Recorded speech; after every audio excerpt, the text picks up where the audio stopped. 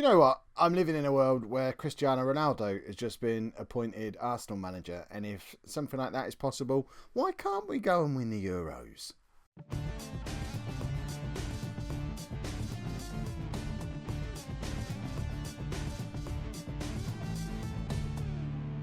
Hello and welcome to episode 4 of the non-league to legend Euro 2032 special. Today's quarter-final day.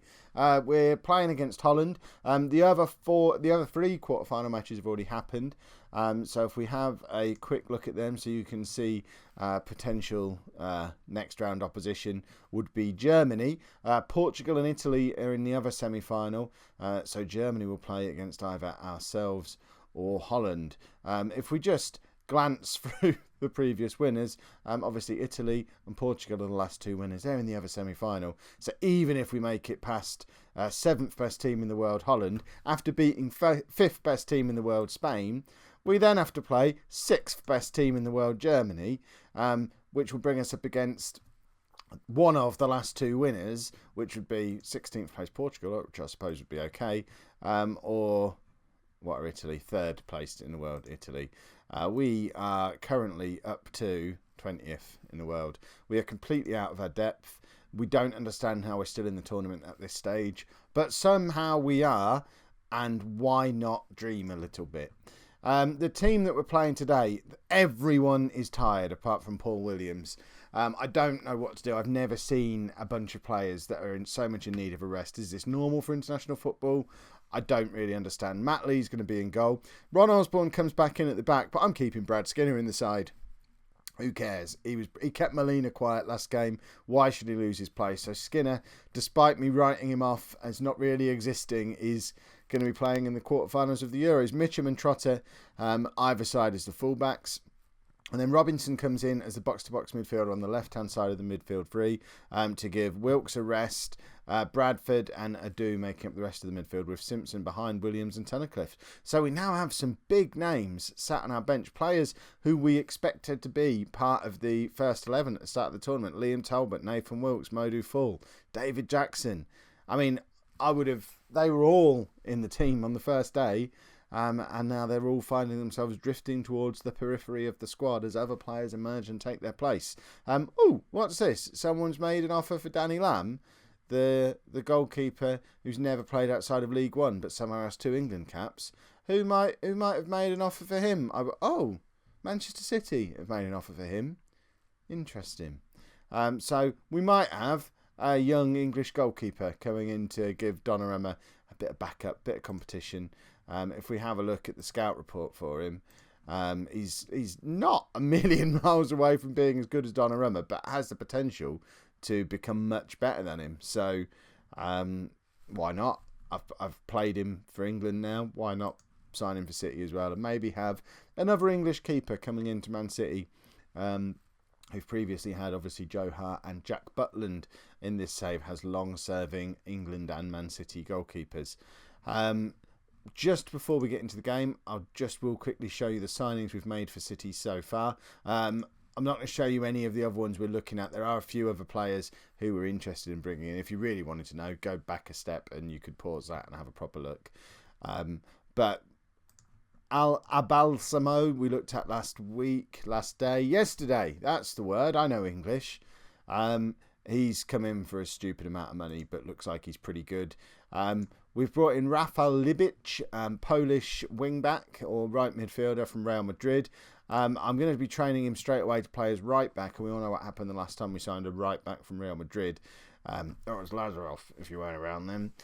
So I'm hoping he can quickly get up to speed as a right-back, and by the time he's good enough to make it into the side, he'll hopefully be a good enough right-back to slot into that position and make it his own. And then the other guy who's come in so far is an 18-year-old Brazilian wonder kid called Eric. Look, he's 18 and he looks like he's going to be one of the best players in the world. So, to put that 4.5 potential ability into some context, João Roberto at the moment is only 4 stars. So if Eric fulfills all of his potential, I know one of those stars is blacked out, but if he fulfills all of his potential, he'll be even better than João Roberto. That's the same João Roberto who's got 41 goals in 66 games for Brazil, and nearly 300 career goals in less than 500 games and is just a City goal machine. So, you know, quite high hopes for Eric. There are a couple of other players we're looking to bring in as well, youngsters, but I will hopefully have a look at them in a couple of days' time once we've beaten Holland. Is it Holland we're playing? Yes, it's Holland we're playing. Let's get into the game. I've talked enough. I'm postponing this as long as I can, but we need to get in here and take our medicine. And yeah, I don't know who Dave Jager is, but yeah, I don't care. Is there anyone we reckon? Obviously, David has got a stupid goals per game record in the same way as Molina had for Spain in the last match. They've got Ricardo Jans in midfield. Hopefully he'll do me a favour. He can't. I mean, we've got Bradford up against Jans.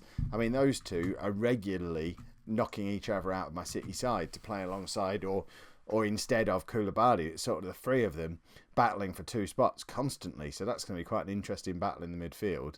I feel like throwing Nathan Wilkes into the mix, actually.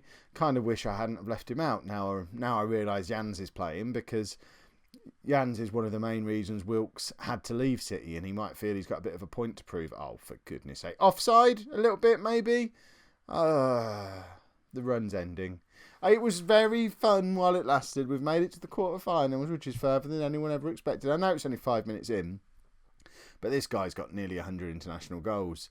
He scored 20 goals in qualifying, for goodness sake. And I mean, that's offside. That is offside. Oh, that's upsetting, because that was way... I mean, there was 3 of them offside there. Unless we've got the right back lying down, leaning on the corner flag. That's ridiculous. Now Tunnicliffe has got a back strain. It's all going wrong. I was enjoying this little run so much, and now it's all falling apart. They're going to score again. I want to go home. I mean, is this one in Scotland or Wales? We've played pretty much totally in Wales so far. Yeah, now we're in Glasgow. See, we want to go back to Wales. We win in Wales. We're not good in Scotland. Right. We're just sort of hoping something's going to happen. I mean, I suppose we're only 1-0 down, and it was a goal that never was. But we're only 1-0 down.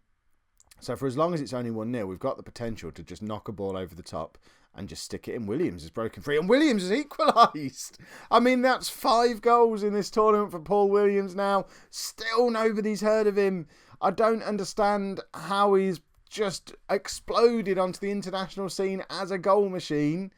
But that's 5 goals in 2 starts in the Euros now. He's the second highest scorer in the whole tournament.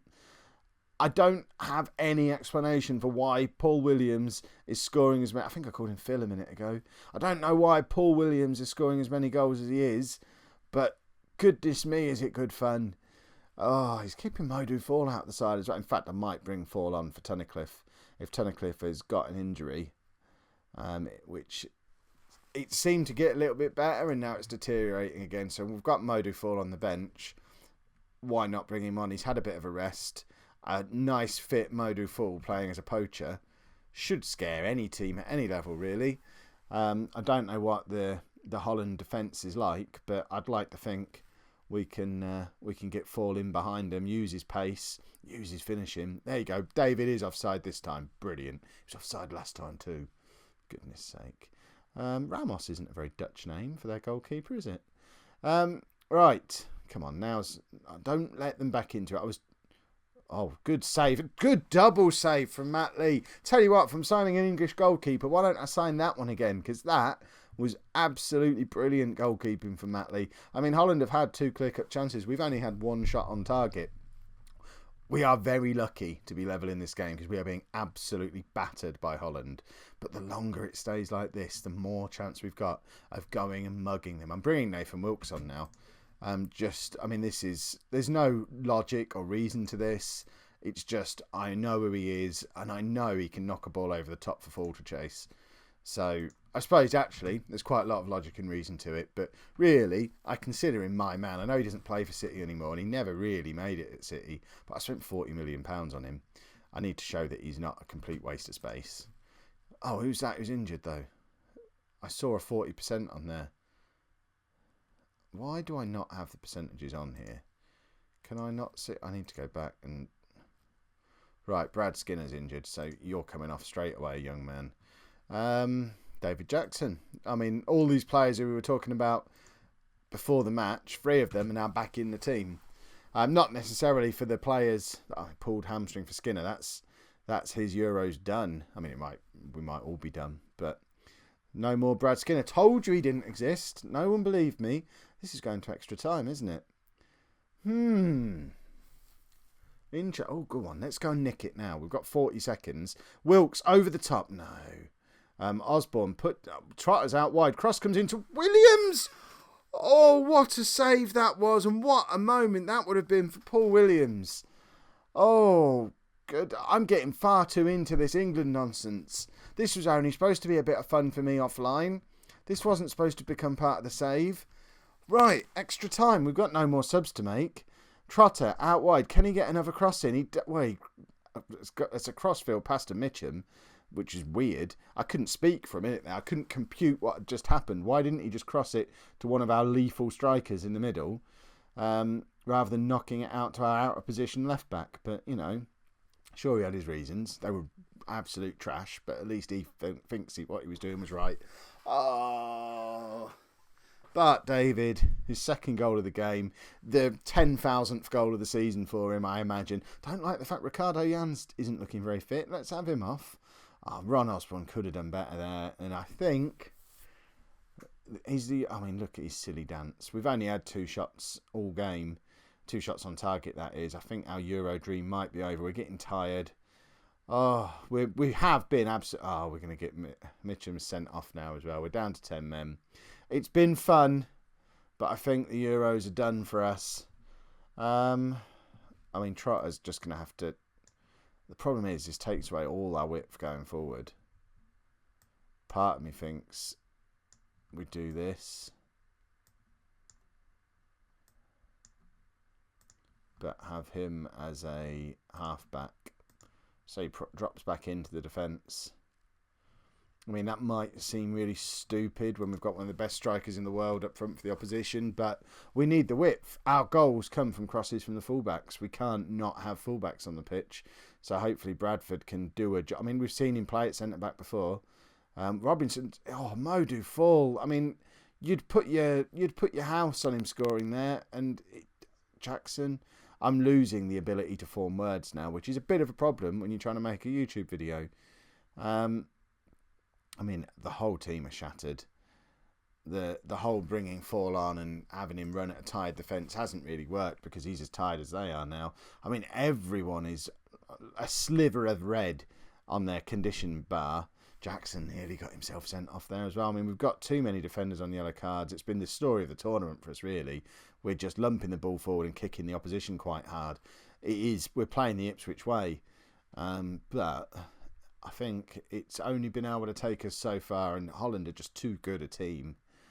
I feel my voice is breaking up. I'm sad. I genuinely thought for a minute there that we might be able to do it, but nothing's happening now, is it? I mean, we've got 4 minutes left. Let's stick Bradford back into the midfield and just... I don't even know. Just do that.